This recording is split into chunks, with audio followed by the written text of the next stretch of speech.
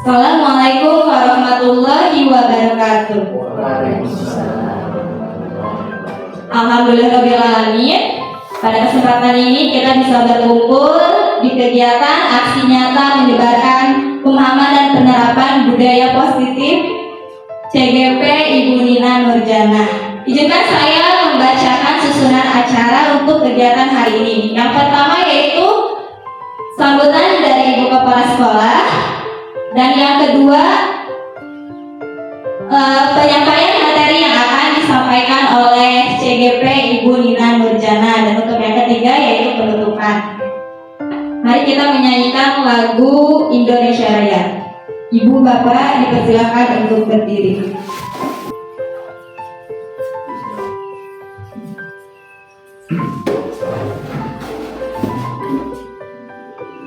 Hiduplah Indonesia Raya, Indonesia tanah airku, tanah tumpah darahku. Di sanalah aku berdiri, jadi pandu ibuku. Indonesia kebangsaanku, bangsa dan tanah airku. Marilah kita berseru, Indonesia bersatu. Hiduplah tanahku, hiduplah negeriku, bangsaku, rakyatku semuanya. Bangunlah jiwanya, bangunlah badannya untuk Indonesia Raya. Indonesia Raya, merdeka, merdeka, tanahku, negeriku yang ku cinta. Indonesia Raya, merdeka, merdeka, hiduplah Indonesia Raya. Indonesia Raya, merdeka, merdeka, tanahku, negeriku yang ku cinta. Indonesia Raya, merdeka, merdeka, hiduplah Indonesia Raya.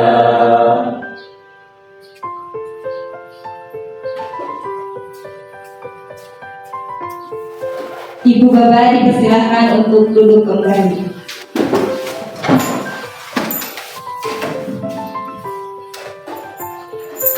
Acara yang berikutnya sambutan dari Ibu Kepala Sekolah. Pada Ibu saya persilakan. Bismillahirrahmanirrahim. Assalamualaikum warahmatullahi wabarakatuh. Alhamdulillahirrahmanirrahim. Wa bihi nasta'inu ala umuri dunya waddin wa ala alihi ajmain. Asyhadu an la ilaha illallah wa asyhadu anna Muhammadar Rasulullah. Allahumma shalli ala sayyidina Muhammad wa ala ali sayyidina Muhammad. Yang terhormat Ibu dan Bapak Guru SDN Ciberem 3, yang saya hormati Ibu calon guru penggerak angkatan 9. Puji dan syukur kita panjatkan kehadirat Allah Subhanahu wa Ta'ala, karena pada hari ini kita melaksanakan kegiatan diseminasi budaya positif calon guru penggerak dalam keadaan sehat walafiat. Salawat serta salam senantiasa tercurah kepada Nabi Muhammad SAW, pada para keluarganya, para sahabatnya, tabi'in-tabi'innya, dan mudah-mudahan sampai syafaatnya kepada kita selaku umatnya. Amin ya rabbal alamin.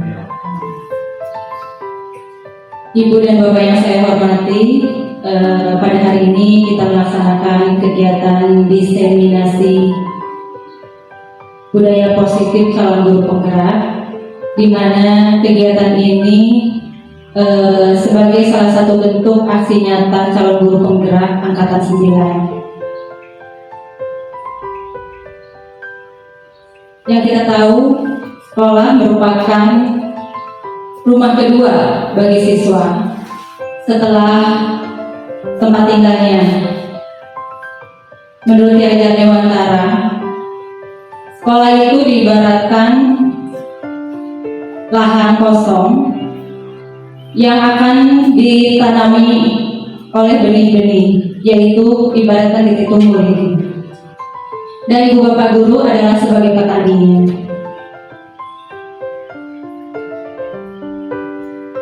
Agar benih-benih yang kita tanam dapat tumbuh dengan baik, tentunya seorang petani harus merawat, melindungi, dan menjaga tanaman tersebut agar tumbuh dengan baik, terhindar dari segala macam hama ataupun gangguan dari luar. Begitu pula ibu dan bapak guru, terutama calon guru penggerak, diharapkan bisa menanamkan nilai-nilai positif kepada siswa-siswi agar siswa-siswi dapat belajar dengan nyaman di sekolah, bisa melaksanakan pembelajarannya dengan baik.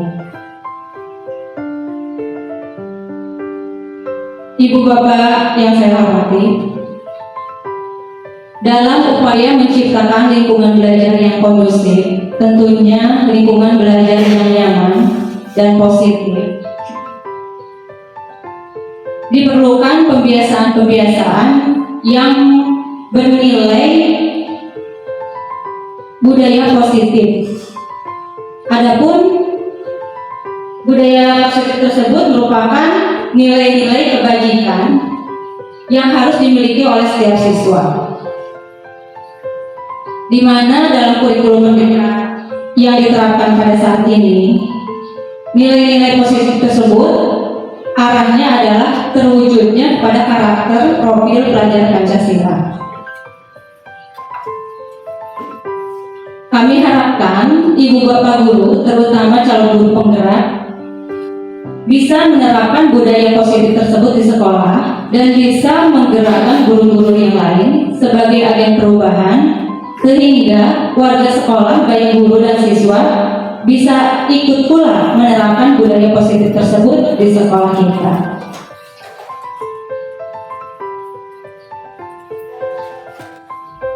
Agar dapat menumbuhkan motivasi dalam diri warga sekolah, tentunya diperlukan usaha yang maksimal dari Ibu CGP kita.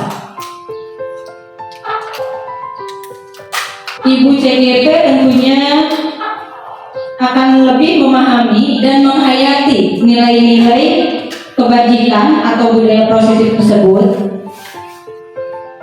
yang mana untuk selanjutnya nilai-nilai tersebut dapat diaplikasikan oleh siswa baik dalam pembelajaran maupun dalam kehidupannya sehari-hari, baik di sekolah maupun di rumah dan di lingkungan masyarakat. Saya ucapkan, dalam kegiatan diseminasi budaya positif ini, kegiatan bisa berjalan dengan lancar sesuai dengan apa yang diharapkan oleh Ibu CGP, dan yang paling utama bisa menerapkan nilai-nilai kebajikan atau budaya positif tersebut di kelasnya masing-masing dan lebih luasnya untuk di sekolah. Kami beserta ibu bapak guru yang lain tentunya akan mendukung dan memfasilitasi apa-apa kegiatan yang dilaksanakan oleh CGP sebagai bentuk aksi nyata dalam proses kegiatan CGP tersebut. Mungkin ibu bapak hanya itu yang dapat saya sampaikan. Mohon maaf apabila ada kekurangan. Wabillahi taufiq wal hidayah. Wassalamualaikum warahmatullahi wabarakatuh.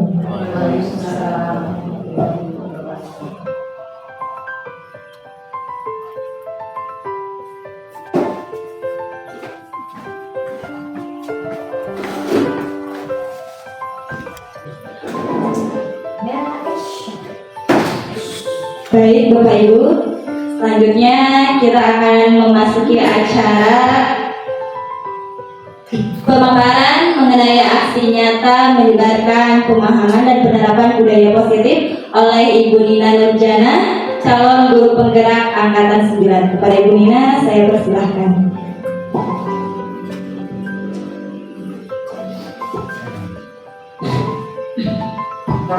Assalamualaikum warahmatullahi wabarakatuh.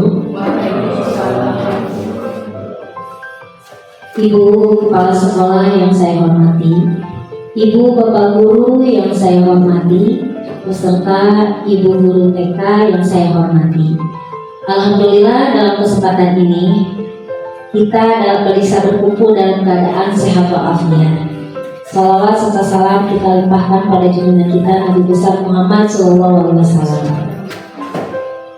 Dalam kesempatan ini saya ucapkan banyak terima kasih pada Ibu Bapak Guru hebat, di mana di sini saya sudah diberikan kesempatan untuk memaparkan aksi nyata saya, dan di mana aksi nyata saya ini akan saya sebarkan atau akan saya paparkan kepada Ibu Bapak Guru sebagai bukti di mana di sini saya sudah menjalankan tugas saya sebagai calon guru penggerak. Aksi nyata saya di sini yaitu menerangkan tentang penyebaran pemahaman dan penerapan budaya positif. Budaya positif yang akan dilaksanakan di SDN Ciberem 3. Saya Nina Nurjana sebagai calon guru penggerak angkatan 9.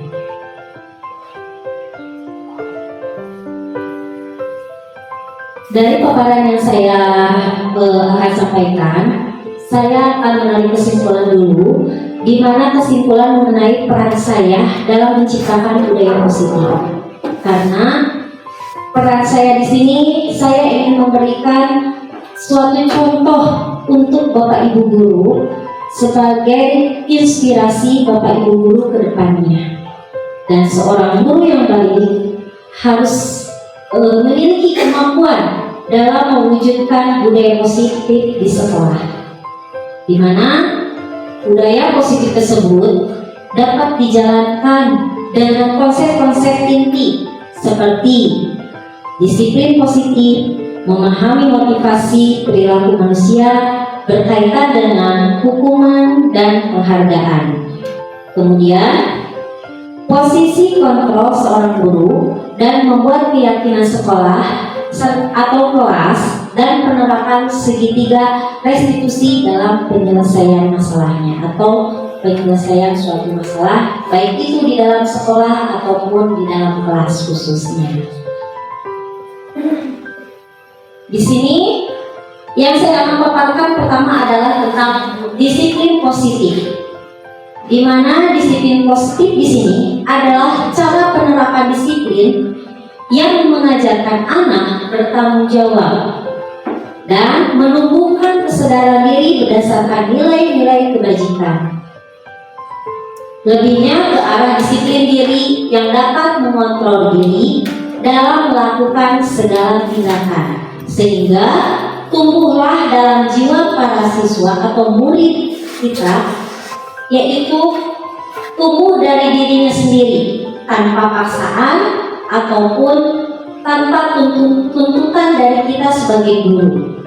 Nah, dapat membuat siswa itu atau murid memahami dan menyadari berdasarkan motivasi internal, bukan akibat paksaan, pujian atau hukuman yang seperti tadi saya sampaikan. Sehingga siswa di sini mereka akan menyadari segala sesuatunya itu tumbuh dari diri mereka sendiri. Nah, disiplin positif di sini yang perlu kita tanamkan yaitu atau yang perlu kita gali adalah dari diri mereka sendiri. Yang pertama, berawal dari melaksanakan baris sebelum masuk kelas.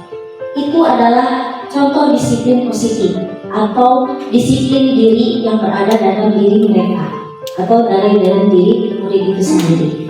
Dimana pertama kali sebelum masuk melaksanakan baris dulu di halaman, kemudian masuk ke dalam kelas secara tertib. Itu harus selalu kita tumbuhkan setiap pagi agar semakin lama akan semakin tumbuh dan rasa disiplin positifnya. Kemudian yang kedua yaitu menjaga kebersihan kelas dengan melaksanakan piket tanpa harus disuruh. Mungkin untuk pertama-tama kita harus menyuruh dulu anak, yaitu pertama dengan membuat jadwal piket. Kemudian setelah itu kita menerapkan pada siswa, menegaskan, ayo nak kita bersih-bersih. Dan akhirnya tumbuh lama-kelamaan akan tumbuh disiplin positif itu sendiri pada diri siswa sendiri karena mereka sudah terbiasa dan akan merasa nyaman. Selain itu juga kita harus menumbuhkan rasa atau kalimat positif kepada mereka bahwa kebersihan itu adalah sebagian dari iman kalian. Maka kalau kelas kita bersih, maka kita akan nyaman untuk belajarnya. Tumbuhkan rasa itu kepada diri siswa itu sendiri. Kemudian yang ketiga di sini yaitu menjalankan pembiasaan program sekolah setiap hari tanpa harus disuruh. Itu akan sulit. Mengapa? Karena program yang ada di sekolah itu tidak selamanya setiap siswa akan mengenal, akan tahu program apa saja yang ada di sekolah. Namun dengan budaya positif, dengan disiplin positif yang kita tanamkan kepada siswa, program itu akan kita jalankan. Nah, itu contoh dari disiplin positif. Kemudian di sini ada motivasi perilaku manusia. Motivasi perilaku manusia yang berawal dari internal. Saya mengambil perilakunya itu dari internal, di mana untuk menjadi seorang guru yang murid inginkan dan menghargai diri dengan nilai-nilai yang mereka percaya. Jadi tumbuhkan rasa itu, karena tanpa menumbuhkan rasa itu, anak-anak tidak akan merasa nyaman kepada diri kita sendiri sebagai guru. Yang awal harus kita tumbuhkan adalah motivasi internal. Hindari hukuman dan pemberian penghargaan yang berlebihan agar meminimalisir motivasi yang ada dalam diri murid. Karena kadang kita sebagai guru ya, yang saya rasakan sendiri di dalam kelas, nih siapa yang bisa mengerjakan ini ke depan? Ibu punya 1 permen. Nah, anak kadang langsung mengacu, Bu saya bisa. Ternyata itu bukan menumbuhkan keyakinan anak, bukan menumbuhkan rasa motivasi anak, tapi yang ada menuntut anak untuk maju ke depan dengan embel-embel yang sudah ibu guru berikan. Jangan seperti itu. Tapi kita harus menumbuhkan di mana siswa itu mampu dan mau maju ke depan atau menjawab dari pertanyaan gurunya dengan cara dia sendiri, motivasi dia sendiri. Karena penghargaan ataupun segala yang diberikan guru itu tidak harus sebuah hadiah. Tapi yang lebih baik dan lebih positifnya lagi, kita memberikan kalimat positif. Misalnya, ayo, siapa yang mau ke depan? Terus anak itu mengacu, saya Bu. Oke baik nak, pintar, boleh ke depan. Silahkan jawab. Walaupun jawabannya salah, tetap kita sebagai guru harus menumbuhkan kalimat positif, yaitu pintar nak, bagus, tingkatkan lagi. Dengan begitu anak akan termotivasi dan akan tumbuh motivasi perilaku manusia yang berbudaya positif seperti itu. Kemudian di sini saya akan memberikan contoh motivasi perilaku manusia, yaitu di mana menjadi sahabat untuk murid dan selalu memberikan motivasi dengan melalui jargon atau visi sekolah. Karena aksi nyata saya ini adalah nanti akan pulang kelas, maka saya lebih tertuju pada murid-murid yang di dalam kelas saya sendiri. Yaitu saya menanamkan bahwa pembelajaran saya harus berpihak pada murid, sehingga ketika pembelajaran saya berpihak pada murid, maka pembelajaran saya nanti akan mencapai tujuan. Di sini menjadi sahabat itu penting. Mengapa? Karena di zaman globalisasi ataupun zaman maju, anak-anak itu membutuhkan sayang yang lebih, bukan hanya dari orang tua, tapi ketika di sekolah anak membutuhkan kasih sayang dari kita sebagai guru. Contohnya, misalnya dulu kalau di dalam kelas anak-anak suka berantem kan? Suka berantem, apalagi di kelas 1. Nah, itu makanya kita di sini sebagai guru harus mencoba menjadi sahabat, sehingga nanti anak-anak akan paham apa yang kita rasakan dan apa yang mereka rasakan. Itu. Kemudian saya menanamkan jargon atau visi kelas, di mana jargon ini untuk memotivasi anak sebelum belajar. Bebas mau seperti apa jargonnya.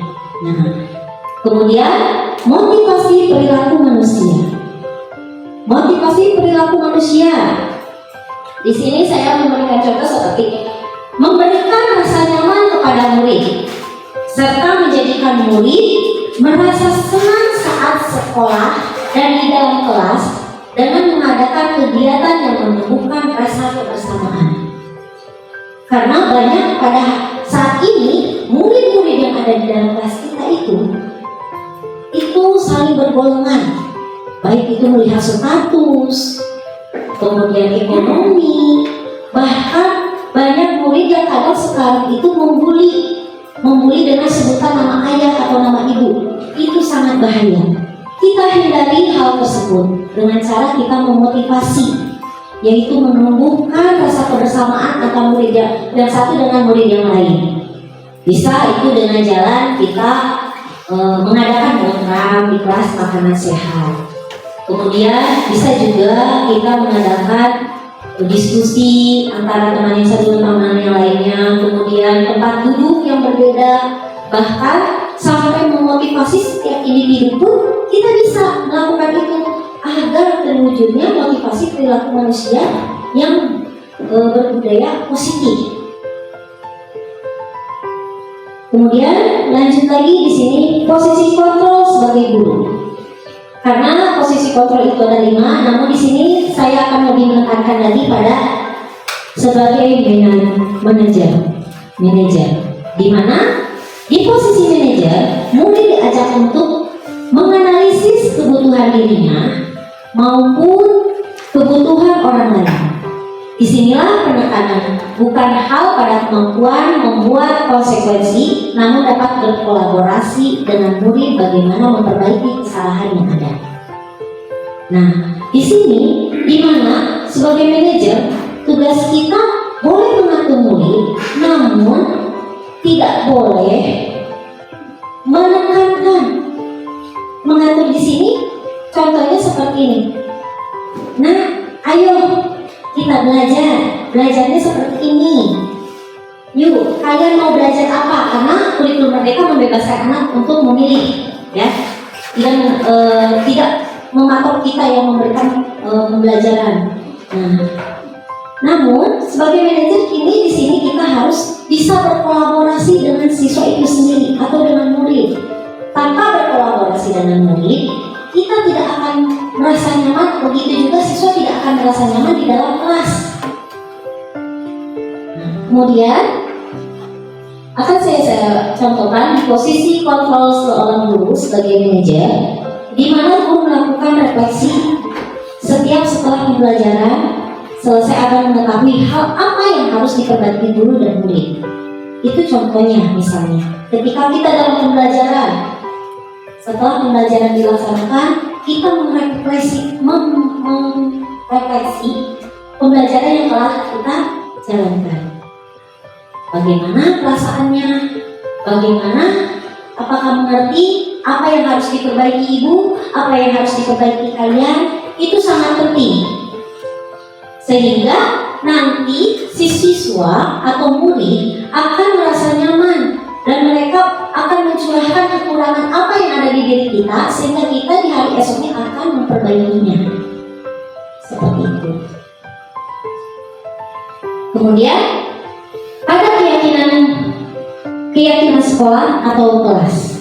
Di sini guru berperan dalam mewujudkan terbentuknya keyakinan sekolah atau kelas dengan adanya kesepakatan guru dan murid. Apa bedanya antara hukuman dan keyakinan itu jelas beda.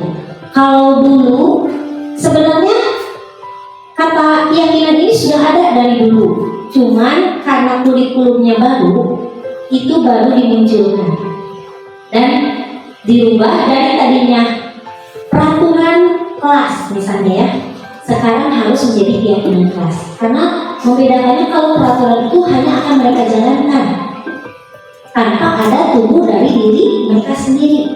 Sedangkan kalau keyakinan, apa yang mereka rasakan, apa yang mereka jalankan, sehingga nanti tumbuh kesadaran pada diri itu sendiri, pada siswa sendiri. Nah, keyakinan sekolah atau kelas berupa pertanyaan universal yang mudah diingat, dipahami dan harus diterapkan dalam lingkungan sekolah. Jadi ketika membuat Bapak Ibu guru di kelas membuat keyakinan kelas itu harus mudah dipahami oleh siswa, harus berbahasanya lebih positif lagi, harus nanti yang memang benar-benar akan dijalankan oleh siswa. Jangan sampai nanti siswa merasa dituntut sehingga siswa itu tidak akan melaksanakan keyakinan kelas itu sendiri.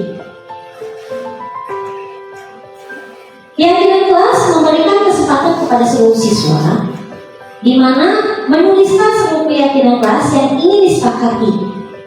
Kemudian guru merangkum dari hasil keyakinan tersebut akan disepakati atau dijalani.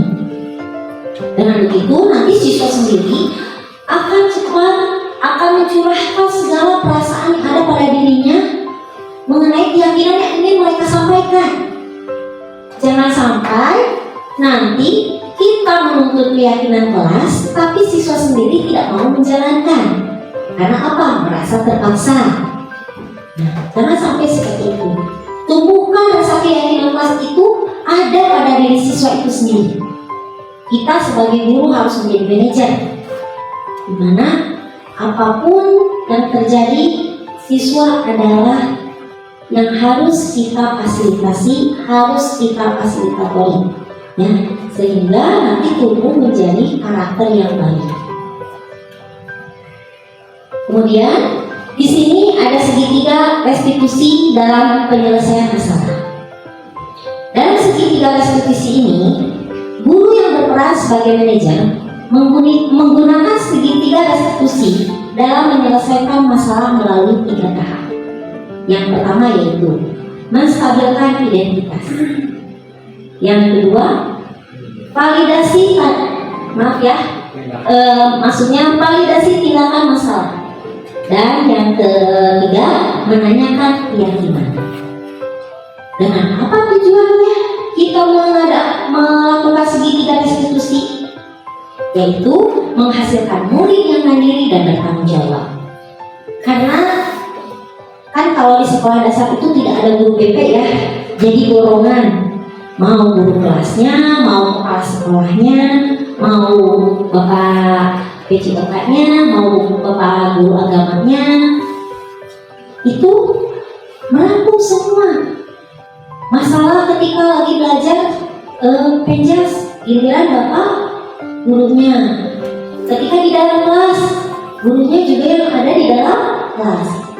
Jadi kita sebagai guru SD khususnya harus bisa menanamkan segitiga restitusi dalam penyelesaian masalah, sehingga ketika ada aduan dari siswa atau masalah yang timbul dari siswa, kita tahu titik kelemahan atau titik kesalahan siswa itu sendiri. Jangan sampai nanti ada rasa berpihak ke si A, berpihak ke si B gitu, sehingga anak itu akan merasa saya tidak nyaman, saya tidak mau, ibu itu lebih percaya sama dia, ibu tidak percaya sama saya. Jangan sampai ada seperti itu. Itu akan sangat membahayakan, bukan dari cerminan budaya positif.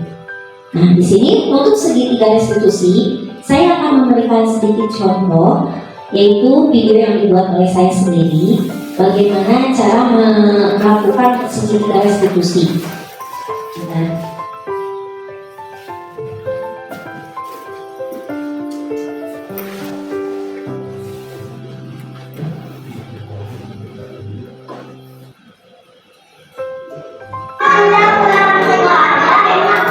untuk kasus pertama, ini dilaksanakan oleh oleh anak-anak kelas 4.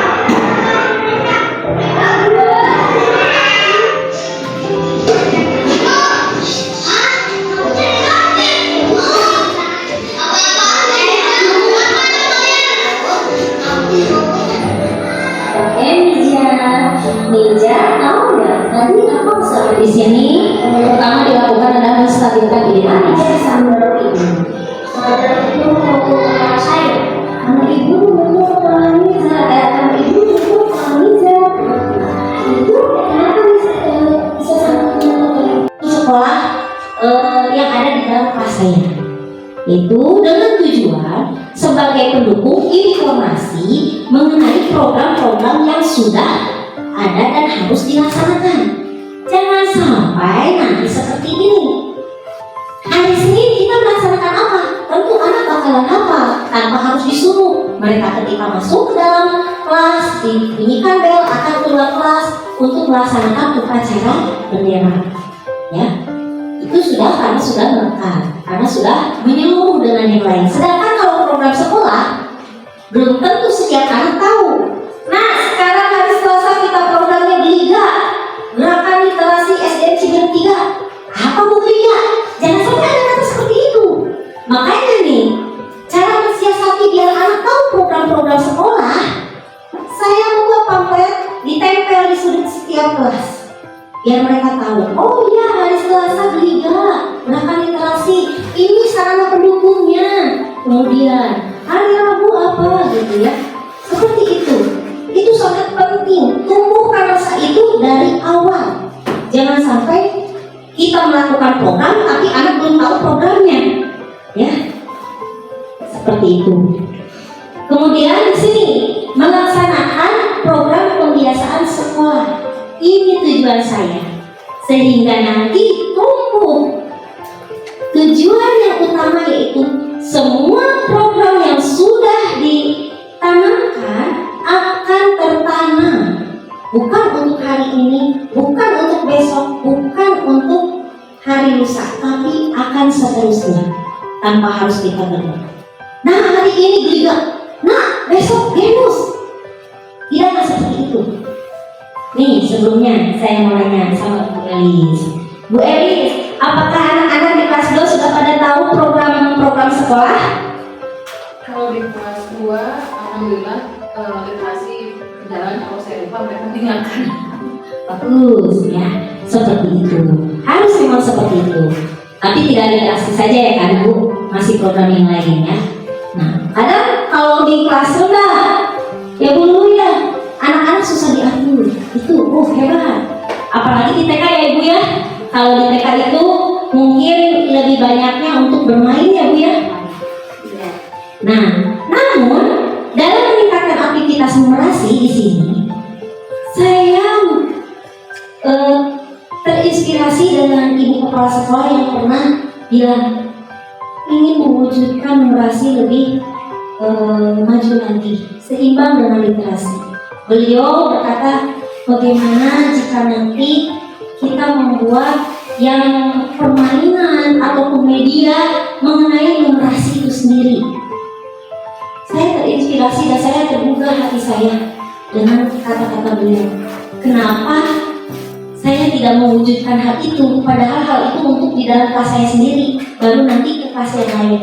Disitulah dengan saya mewujudkan adanya pojok numerasi, yaitu membuat pohon numerasi dengan tujuan agar membangun daya nalar kritis mulia atau siswa.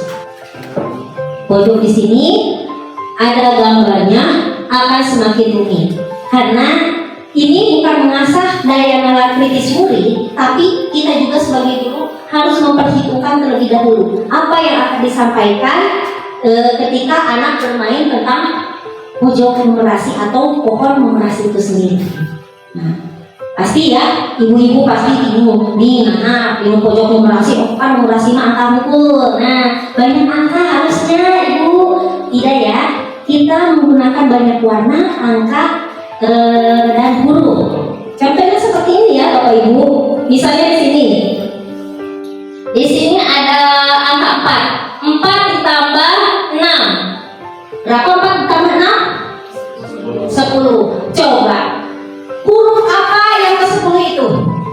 bagian akar yang ini? Huruf apa itu? J. Huruf J ya. Di sini ada jawabannya, huruf J. Seperti itu. Itu bahasa anak. Dengan begitu anak tidak akan berpikir angka terus, nominal terus, ya. Tapi mereka akan berpikir kritis. Oh, iya huruf J. Huruf J. J itu warnanya apa sih? Merah. Nah, gitu. Itu juga melatih mereka. Kemudian nanti di sini ada akar 9. Di bagian sini akar 9, akar dari akar pangkat 2 dari 9 itu berapa? Anak akan berpikir, berapa ya? Jawabannya adalah 3. Nah, di sini ada jawabannya. Nanti ibu gurunya bisa menyebutkan 3 ditambah 5 berapa, huruf apa yang kesekian, seperti itu.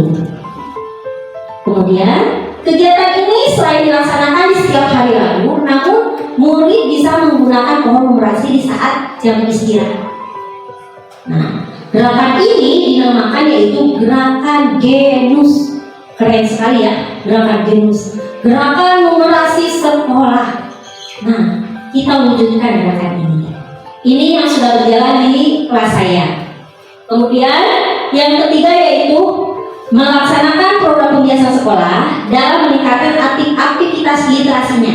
Karena jangan sampai nanti di rapat mutu pendidikan numerasi meningkat, literasi menjadi aneh lagi. Jangan sampai seperti itu. Tapi kita gerakan juga literasinya.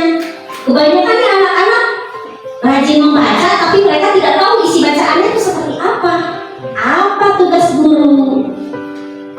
Disinilah saya terinspirasi akan membuat pojok numerasi, yaitu agar hasil rapor mutu berimbang literasinya. Saya pun membuat pojok literasi yaitu dengan pohon literasi. Di mana pohon literasi ini saya memfasilitasi sudut bacanya, kemudian pohonnya, dan di sini ada sudut puisi. Di mana anak yang memiliki bakat membuat puisi silakan tempel di sini. Kalau anak mau membaca silakan membaca di sini. Namun jika melaksanakan pojok numerasi ini yaitu dengan program Geliga, gerakan literasi Ciberem 3 yang dilaksanakan pada hari Selasa, yaitu di mana siswa di sini nanti akan diberikan pertanyaan pemantik. Pertanyaan pemantik itu agar siswa nanti ketika hari besok kalian pagi-pagi belajar numerasi atau kalian kebiasaan numerasi. Kalian boleh baca ya di sudut baca sebelah sana. Kemudian nanti setelah dibaca, kira-kira tokoh apa yang ada di dalam bacaan kalian? Nah, itu yang menjadi pertanyaan pemantik. Jadi ketika anak nanti membaca buku, mereka sudah tidak ada kata, apa isi bukunya, apa isi bacaannya. Tapi mereka akan terus, oh iya, tokohnya hari ini. Kemudian anak-anak nanti akan menempelkan di pohon ini literasi, namanya siapa anak itu, kemudian judul bukunya yang mereka baca, kemudian tokoh-tokohnya apa. Nah, di situ kegiatan literasi ini bertujuan untuk apa? Untuk membantu siswa-siswi dalam proses belajar dan meningkatkan kemampuan akademik siswa atau murid itu sendiri. Ya, jadi membacanya hanya ukun membaca saja, tapi mereka akan membaca berbobot. Begitu juga sekarang alhamdulillah di Ciberem 3 memiliki perlengkapan IT yang lengkap. Ada Infokus menayangkan video. Anak-anak paling sering dan mereka paling semangat. Nonton. Iya, boleh kita kasih tontonan yang bermanfaat untuk siswa, baik itu dongeng, cerita. Tapi ingat, Bapak Ibu guru, kita sebagai guru harus mensiasati tontonan yang baik untuk anak itu, terus agar anak nontonnya bukan asal menonton. Kita kasih pertanyaan pemantik. Anak-anak, nanti ketika kalian sedang menonton, kira-kira apa isi video yang kalian tonton? Pertanyaan itu harus diucapkan terlebih dahulu sebelum menyetel videonya, sehingga nanti akan memacu anak untuk berpikir kritis, ya. Itu. Kemudian melaksanakan program pembiasaan sekolah karakter profil pelajar Pancasila, menumbuhkan disiplin positif. Di mana di sini pelaksanaan upacara setiap hari Senin dengan bergantian petugas upacara itu menumbuhkan disiplin positif atau menumbuhkan budaya positif. Mereka alhamdulillah di SD Ciberem 3 tanpa harus disuruh sudah tahu. Oh hari ini kelas anu, hari ini kelas kelas 1. Cuma untuk kelas 1 dan kelas sampai kelas 3 belum ya, karena masih kecil, gitu masih perbimbingan. Nah, kalau kelas tingginya sudah tahu tugas-tugas mereka tanpa harus kita suruh. Alhamdulillah. Kemudian program di Jumat Berkah. Alhamdulillah sudah menemukan profil pelajar Pancasila di SD Ciberem 3, termasuk di dalam kelas saya sendiri. Mereka tanpa harus saya kasih tahu, nih anak-anak hari ini kita harus membawa sholat. Tidak seperti itu. Tanpa harus diperintah, pada hari Jumat itu mereka sudah terbiasa membawa sendiri. Nah, dengan begitu saya merasa lega, berarti sudah sukses. Di mana mereka sudah menyadari tugas mereka, tugas siswa dalam pembiasaan ini, karena sudah tertanam di dalam diri siswa itu sendiri. Kemudian melaksanakan program pembiasaan sekolah yang karakter profil pelajar Pancasila masih menumbuhkan disiplin positif, yaitu di hari Kamis. Selain Asmaul Husna yang dilaksanakan, namun di kelas 4 saya sudah menjalankan hafalan doa dan surat-surat pendek. Selain mengaji juga, karena di sini kalau mengaji ya, saya masih membingung trik dan caranya. Karena ketika mengaji anak-anak di pengajiannya dan di MDA-nya berbeda-beda. Ada yang Iqro, ada yang Al-Quran.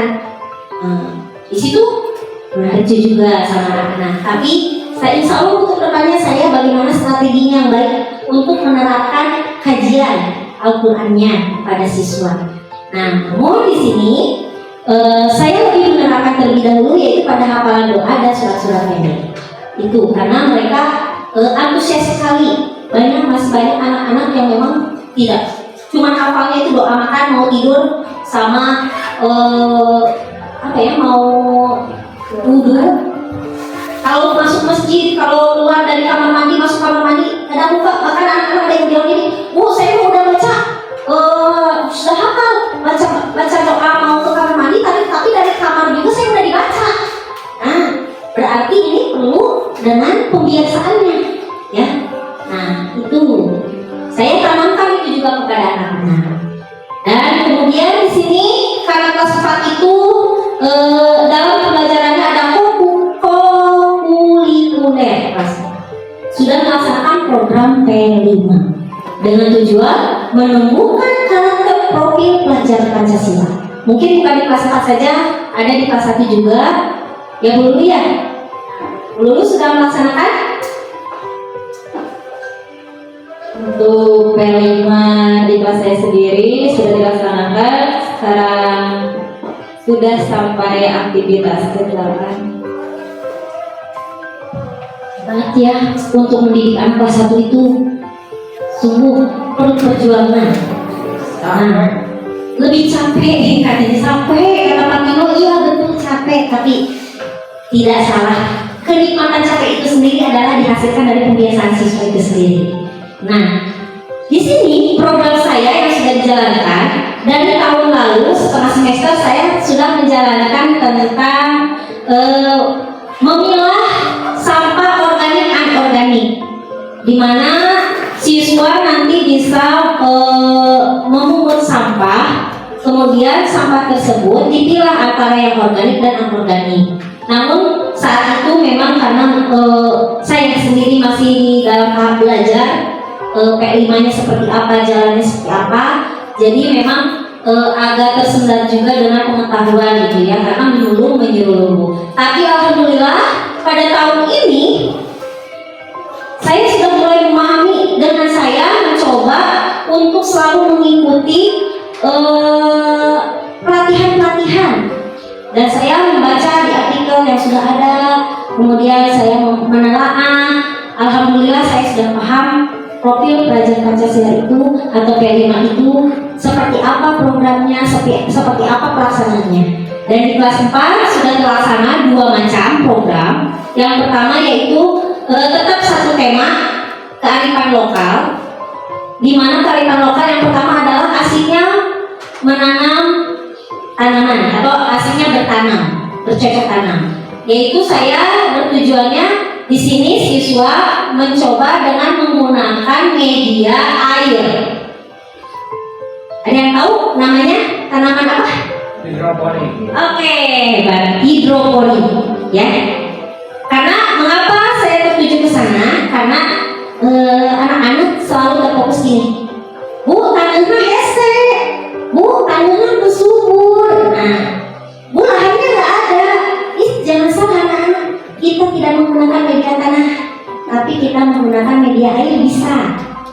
Nah, ternyata alhamdulillah di sini anak-anak terbuka untuk menanam tanaman hidroponik dan alhamdulillah sudah saya panen. Tapi belum saya bagikan karena memang fasilitas masih mencoba, yaitu menggunakan alat seadanya, menggunakan baskom, terus kemudian pot kecilnya, yaitu sehingga saya belum terpikir nanti apa ya namanya seperti apa kedepannya, tapi saya sudah merasa bahwa kedepannya saya akan menjalankan ini dengan proyek yang besar, sehingga nanti sekolah memiliki keunggulan khusus, yaitu di tanaman hidroponik. Nah, namun di sini di P5 ini karena sudah selesai, saya tidak berhenti juga dengan baru tetap tema yang sama, tapi dengan aktivitas yang baru, yaitu saya sedang menjalankan programnya itu bagaimana menghasilkan karya seni yang bermanfaat, yaitu pertama dari bahan-bahan menggunakan anyaman. Yang pertama anak nanti menganyam dulu, kemudian nanti anyaman tersebut dari bahan bekas ataupun dari bekas plastik yang tidak terpakai, dan akhirnya akan mendapatkan nilai yang tinggi untuk dijual produknya. Itu yang baru saya jalankan, hanya baru masuk ke aktivitas 4. Nah, kemudian dari program ini alhamdulillah sudah saya laksanakan dan sudah jalankan. Sudah saya di dalam kelas saya itu sendiri sudah saya programkan, berarti sudah saya jalankan setiap pagi. Walaupun masih butuh penyesuaian, masih butuh proses untuk menjalankannya, tapi alhamdulillah anak-anak sudah mulai terbiasa dengan melaksanakan program kebiasaan ini. Nah, namun di sini harapan saya sebagai CGP dengan calon guru penggerak, dengan sudah berjalannya program di kelas 4 dan berjalannya sampai saat ini, semoga bisa menjadi inspirasi untuk Bapak Ibu guru yang lain, sehingga kita bersama-sama mewujudkan menjadi sekolah impian yang memiliki budaya positif, yang menjadi inspirasi sekolah lainnya. Karena tanpa kolaborasi Bapak Ibu guru di sini, maka kita bersama semua tujuan tidak akan berjalan lancar. Mudah-mudahan Bapak Ibu bisa berkolaborasi ya untuk sama-sama menjalankan kebiasaan program sekolah yang sudah ada. Apakah sudah siap Bapak Ibu guru? Siap. Wah, tekad yang kuat, semangat yang hebat kita jalankan. Terima kasih kepada Bu Nina atas pemaparan yang sangat luar biasa. Semoga apa yang diharapkan Bu Nina bisa terwujud dan juga menjadi inspirasi untuk kita semua. Wabillahi taufiq wal hidayah. Wassalamualaikum warahmatullahi wabarakatuh. Waalaikumsalam.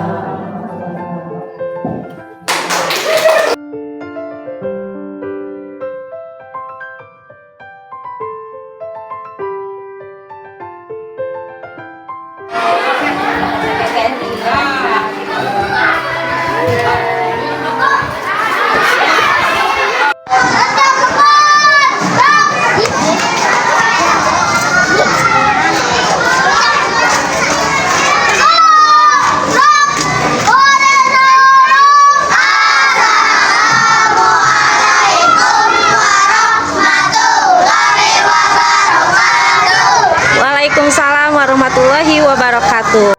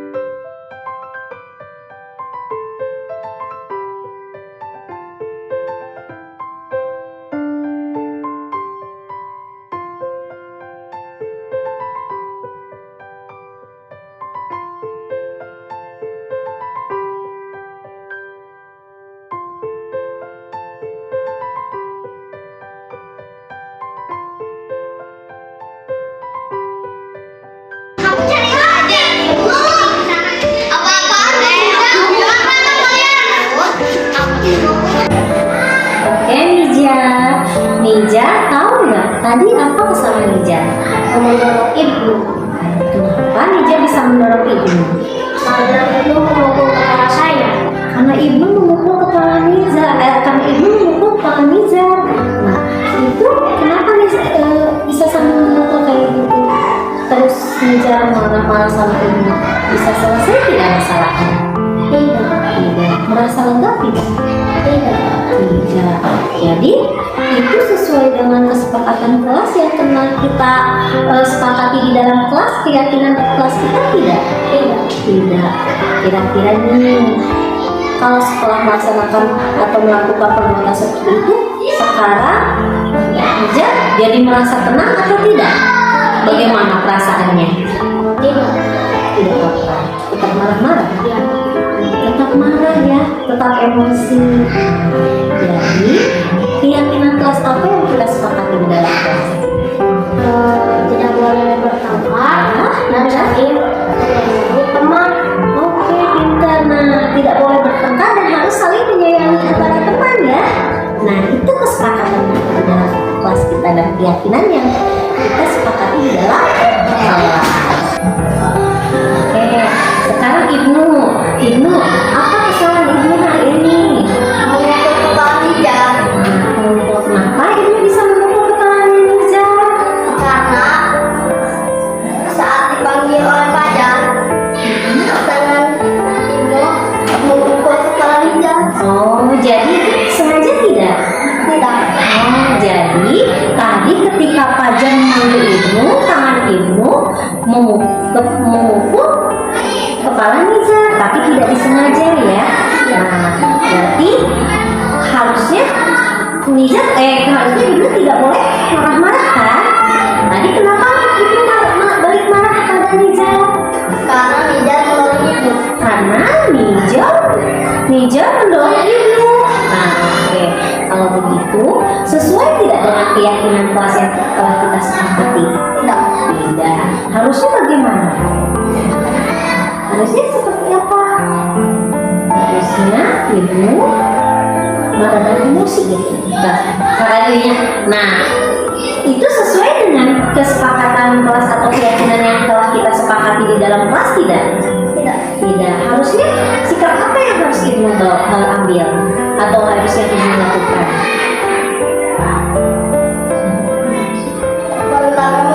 Meredam emosi, tidak boleh marah-marah lagi ya sama Nizar ya. Begitupun Nizar tidak boleh marah-marah sama Ibnu karena Ibnu tidak sengaja memukul kepala Nizar, karena ketika itu Ibnu dipanggil oleh Fajar, kemudian tangan Ibnu tidak sengaja kena kepala Nizar ya, seperti itu ya.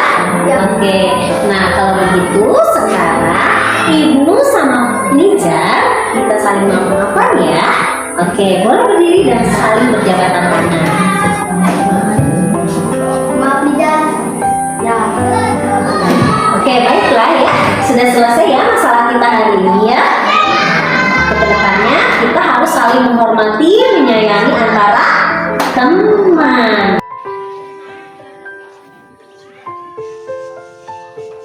Pengibaran bendera putih diiringi lagu kebangsaan Indonesia Raya.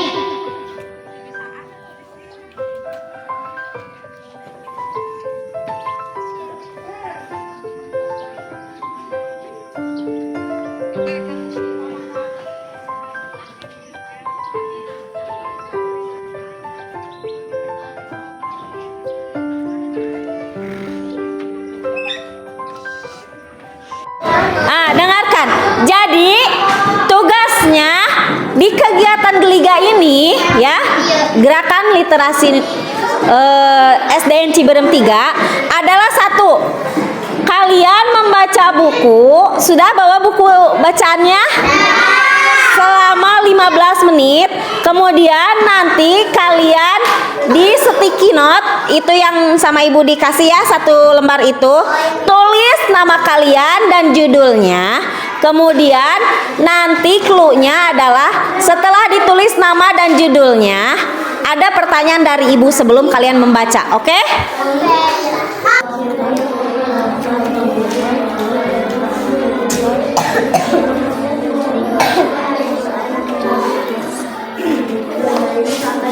Oke, waktu kalian 15 menit untuk membaca buku itu. Kemudian nanti tulis nama tokoh yang ada di buku tersebut. Setelah ditulis nama tokohnya, pemeran di dalam buku itu siapa aja namanya, nanti tulis di kertas sticky note yang kalian sudah ditulis di sana. Kemudian nanti ditempel di sana ya.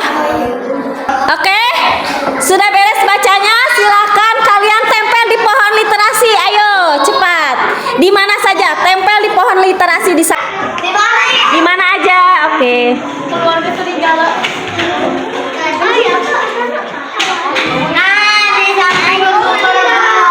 Jangan lupa bukunya kembalikan lagi.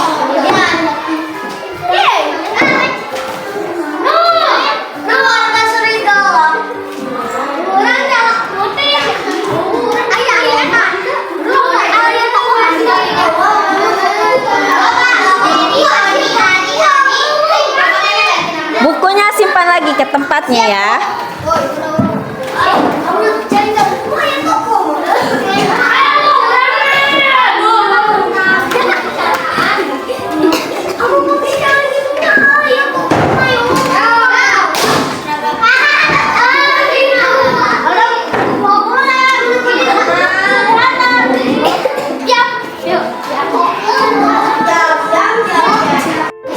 Hari ini kita pembiasaan menerasi, yaitu dimana